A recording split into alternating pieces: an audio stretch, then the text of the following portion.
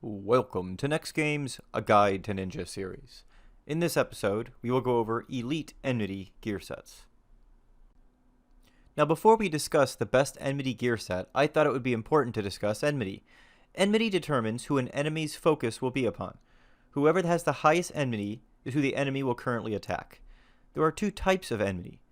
Volatile Enmity, which caps at 30,000 and decays at a fixed rate of 60 Enmity per second, and Cumulative Enmity, which also caps at 30,000 and decays when you take damage or offensive actions are used upon you. This will decay at a rate proportional to the amount of damage you are taking. Additionally, you don't even need to take damage in order to lose Cumulative Enmity. For instance, losing a shadow will lower your Cumulative Enmity by 25. Now it's the combined total of CE and VE that determines who has the highest Enmity and who the enemy is going to attack. Now next, let's talk about Enmity caps. Enmity Plus, from all sources, caps at 200, so that's the number you're aiming for. So when you're using things like Provoke, this is the number you want to get to as close to as possible in your gear set. Now, cumulative Enmity loss from taking damage can be significantly reduced by wearing Enmity gear.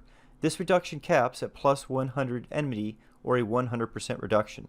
Therefore, instead of losing 25 Enmity per shadow, you're only losing 12. So this means when you are in your TP gear set, if you are focusing on Enmity retention, you really want to get as close to that plus 100 Enmity as you can in your standard TP gear set. Also important to note that maximum hit point also plays a role in your cumulative Enmity loss from taking damage, so adding hit point gear can actually help with this loss as well. Also remember that the Bard spell Faux Servante can be very useful at lowering cumulative Enmity loss due to taking damage. Let's quickly discuss some Enmity generation tools that Ninja already has before we get to gear. The first is the Merit Other category. Here, you can add 5 levels of Enmity increase, which will give you a total of plus 5 Enmity. Just be careful if you play other jobs such as Summoner, as you don't normally want that Enmity when playing that job. Gekka Ichi is a great ninjutsu spell that'll give you a boost of 30 Enmity, and if you have Yonin up, you will get a bonus of 10 to 30 Enmity depending upon where it is you are in the Yonin cycle. As long as you keep that fresh, you're normally going to be getting close to 30 Enmity boost from that. Next, let's talk about the abilities that Ninja has access to. The first and most obvious, of course, is Provoke. This will give the Ninja a boost of 1800 volatile Enmity every 30 seconds. Now if you have Yonin up, Utsesumi will give you 450 volatile Enmity and 160 cumulative Enmity. If you use Warcry, you'll increase your volatile Enmity by 300, and Asikagen is one of the best tools Ninja has available, especially when fighting down lots of mobs. This will substantially increase your parrying rate, and increase the cumulative Enmity by 300 and volatile Enmity by 500 when mastered for each parry that you do, so you can definitely gain a lot of hate on a lot of mobs if you throw this up while attacking. Also remember that this is the base number for all of these abilities. We can increase all of these numbers by up to 200%, giving them 3 times the value that you see here. Now let's briefly talk about when it is you'd actually use this Enmity gear set. Now its primary use is in the use of your Provoke and Warcry macros or gear swap. You want to make sure that you are wearing the Enmity gear set when those abilities are used, or in other words, mid-cast.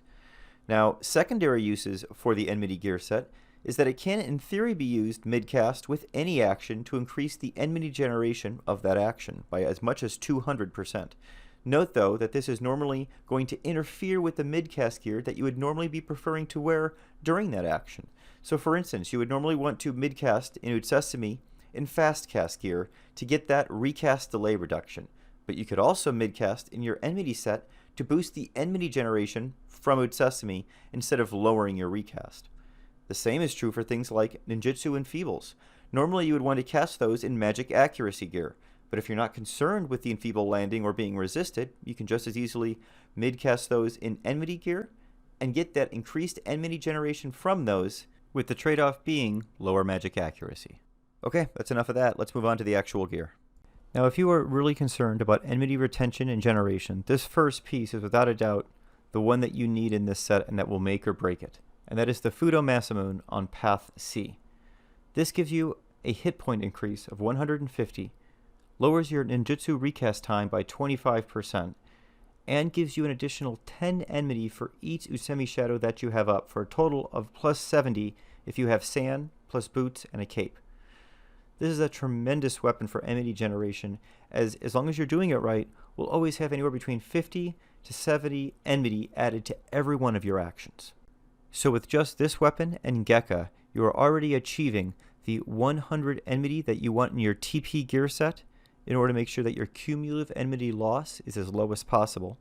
Additionally, you are well on your way to achieving the 200 enmity you want in as many of your setups as possible to make sure you're generating as much enmity as possible with all of your actions. The next weapon we'll talk about is the Nagi. Now this may not give you that plus 70 enmity that the Fudo Masamune Pass C would give, but it does give a very consistent 40 enmity, and the occasionally attacks twice or thrice definitely helps to add to your enmity generation in the form of additional damage. Now obviously the 10 to 30 additional enmity in the Fudo Masamune Pass C is going to be better than the Nagi. But there is another purpose that the Nagi can be used for that will make it best in slot, and that is going to be when you use it in the offhand slot. In that case, you have up to 70 enmity that you're getting from the Fudo Masamune Pass C, 40 from the Nagi, you're getting an additional 30 from Yonin, 30 from Gekka, and we'll even throw in 5 from Merits. You now have an additional 175 enmity before you even included any of your gear just by adding these two weapons. So it really goes to show just how close you can get to that 200 cap with just these two. We'll just do a quick honorable mention for the Suhan Sadamun. Now, I definitely would recommend this as a main hand weapon, but if you're really going for some extra enmity, I guess you could use this in your offhand as a pair to the Nagi or the Fudo Masamune. Now let's talk about the ammo slot. Here you have 3 very similar options that are all going to give you 2 enmity. The first and my preferred option is the Sapience Orb. I prefer this because you can use it in both your enmity and fast cast gear sets. It gives you an enmity boost of 2 and a fast cast boost of 2. You get this off Helbi in Esha Zita. Now another option here is the Akrika Bomblet.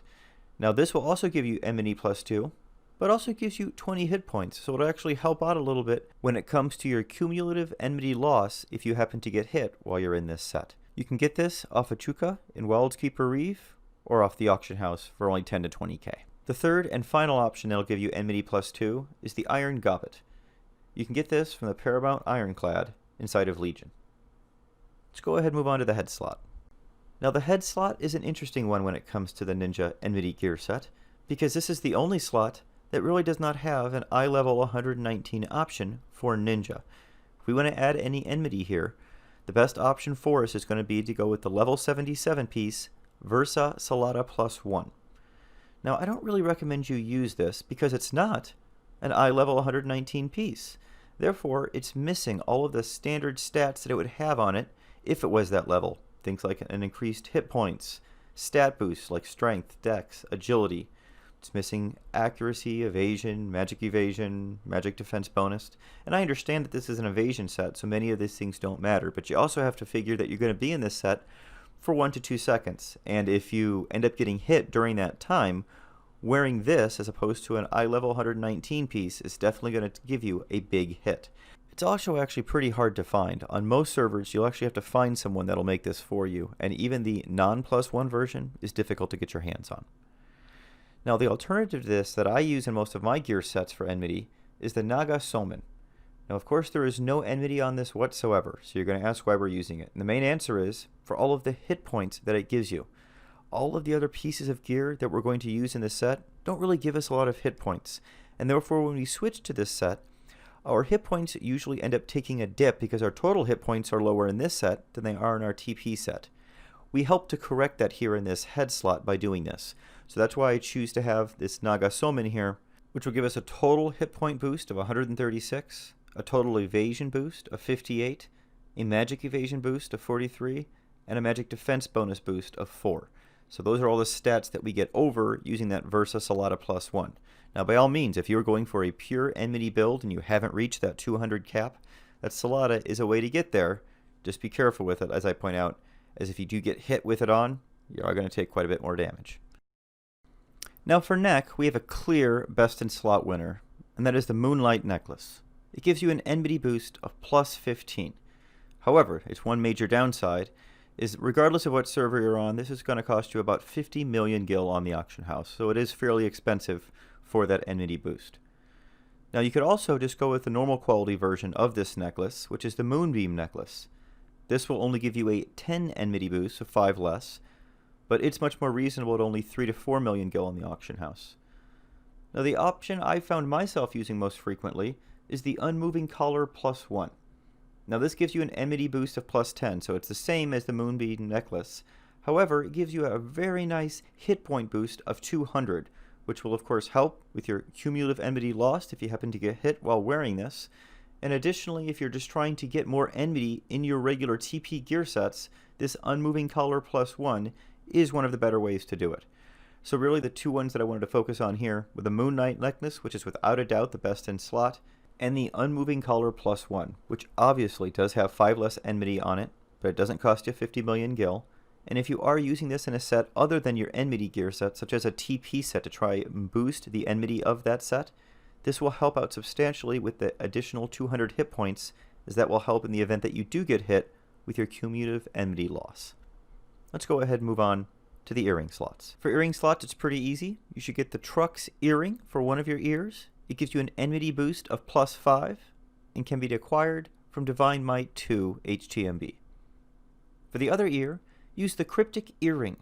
This will give you an enmity boost of 4 and an additional 40 hit points.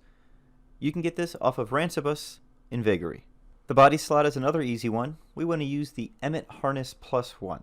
This will give us an enmity boost of 10 and a hit point boost of 61. You can get this from Unity off of Gargantua. Now this has not been augmented through Odyssey yet, but my guess is it eventually will be, and I gotta hope that they're going to add some extra hit points onto this or something, making it an even better piece for this slot. The hand slot is another easy one to cover. Here you want to get the Curry's gloves. These give you an enmity boost of 9 and a hit point boost of 25. You can get these off of Pekit and Eshin Rouen. Next, we're going to go over the ring slot. Now for our 2 available ring slots, we have 5 total options that will each give us 5 enmity. So let's discuss the differences. The best option I would recommend is the Iwaz earring. This will give you 5 enmity and an additional 70 hit points. You can get this from Odin's Chamber 2 or off the auction house for 2 to 4 million gil. Now paired with this, I would suggest either the Pernicus ring or the Super Shear ring. Both will give you that same enmity +5, and both will give you an additional 30 hit points. You can get the Pernicus ring off of Diablos in Waking Dreams 2, or the Super Shear ring off of Titan in the Avatar Prime 2 fight. Now there are 2 other options that aren't quite as good as these because they don't increase your hit points, but they are worth noting. The first is the Provocateur ring that will just give you a straight enmity +5, and you can get this from Legion. And the next is the Begrudging ring. This will also give you enmity +5, but it has Toneberry's Grudge on it. So if you have no Toneberry hate, this will just give you that straight enmity +5. However, if you have maximum Toneberry hate, this is actually going to increase the amount of damage you take by as much as 10%. So that's why this isn't really a good option either, just in case you do happen to get hit while you're equipped in this set. Next, we'll go over the back piece. And this is the Andartia's mantle that I would suggest here, just like with all the other gear sets. With this one, we want to get the augments of enmity +10 on it. That's all that really matters. Now normally I'll just put this on my magic evasion cape, and therefore I don't have to have yet another cape just for this purpose. Now you can have as much as 80 hit points on this cape as well. That's 60 from the thread and 20 more from the dye. Now in regards to the thread, there's nothing else really there that's going to assist you in regards to magic evasion. So it is something that you can easily go ahead and add 60 hit points right there to the cape. Now in regards to the dye, you'll actually be swapping 10 magic evasion for that 20 hit points. So if this is on your magic evasion cape, I wouldn't recommend you do that. But just know that you do want to add as much hit points as you can to this enmity cape if you are able. The next slot we'll talk about is the waist slot. Here, I definitely recommend the Trance Belt. This will give you an enmity boost of 4 and a hit point boost of 14. Now you can get this off of 2 regular notorious monsters called Garflar the Rabid and Garharlor the Unruly in Mount Zolm at age 8. Now these NMs will only appear when the trolls are advancing towards town, so there is that interesting mechanic to them. You can also just simply buy this off the auction house depending on your server. Now if you are on a low population server, more than likely this is only going to be about 10,000 gil off the auction house, but never available. However, if you're on a popular server like Azura, more than likely this is going to cost you 1.5 to 2 million gil, but it'll be readily available on the auction house. So you get it different ways depending on what kind of server population you have. For the leg slot, I recommend the Zor Sublinger +1. This will give you an enmity boost of 6, a hit point boost of 47, and you can get it off of Unity off of the Keeper of Helgetum. The final slot we will discuss is the feat slot. Here it's a simple answer of Mochizuki Kaihan +3. This will give you an enmity boost of 8, a hit point boost of 33, and you upgrade this through Dynamisty. Now let's go ahead and see how all these gear sets come together. First, let's discuss the total amount we are getting from all the gear that I just went over. If you use every single one of those pieces of gear, including the level 77 head, you'll get a total of 90 enmity. If you add Yonin and Gekka into this equation, we have now added 150 to our enmity setup. We now have to, of course, add in weapons. We can add in a Nagi and pair it with a Suhan Sadamun, and we would achieve that plus 200 enmity that is the cap. Additionally, if we wanted to have as much enmity as possible in our TP gear setup to reduce the overall cumulative enmity we would lose based on enemy actions, then in that TP gear set with Yonin and Gekka and the Nagi, notice in this case we've dropped the Suhan Sadamun in the offhand, we achieve that plus 100 that is the cap for that reduction. Note that all of this is done without including the 5 additional enmity that we could get through merits. Now let's see how this changes when we instead change the weapon to a Fudo Masamune. Here, our total with Yonin, Gekka, and the Fudo would be 200 to 220 enmity depending on whether we used Ichi, Ni, or San. In our TP gear set, with Yonin, Gekka, and the Fudo, we're going to have 110 to 130 enmity. Therefore, we're going to be capped on the cumulative enmity reduction, and all of the actions that we do in that TP gear set are going to have an increased enmity bonus of 110 to 130%. Now it is clear here that with the Fudo Masamune, it is quite easy to achieve that plus 200 cap that exists for the enmity. However, that is with the enmity gear set on. Let's see what we can achieve in our TP gear set without wearing any of the enmity gear and just using the Fudo Masamune and the Nagi. We'll also go ahead and throw the 5 enmity that we'll get from merits on there, and you will see that 155 to 175% will be added to all of the actions in our TP gear set while using this. Now the main reason I point this out is many will probably feel that a Fudo plus a Nagi on top of all this gear is overkill considering you're already well past the cap. But what I'm trying to illustrate here is that when you're not wearing your enmity gear set, if you have the Fudo Masamune and Nagi combination, then all of your actions in that TP gear set will have their enmity increased up to 175%. So definitely play with this as well if you have the option and have both weapons. Now the last option I'm going to talk about is really my recommended option, because these two right here are talking about when you actually have that level 77 head in place. Now in my recommended gear setup, you don't have that head in place. Instead, you're using the Naga Somin as I discussed earlier in this video. Now there are several ways to make up for that enmity lost. The easiest, of course, is just to add the 5 enmity through your merits if that is an option for you. In doing so, you're only going to lose 1 enmity compared to when you used that head. Therefore, as you can see, reducing the overall numbers by just 1. This will keep you right at or above the 200 enmity cap and the 100 cumulative enmity loss cap. That will be it for the Elite Enmity Gearset video. I hope you all found that helpful. I recently started a poll on my channel to kind of see what other games people would like me to do content on. Please make sure you go there and vote so that we can make sure to cover the games that everyone is most interested in. Thanks everyone. Have a great week. Stay safe and stay healthy.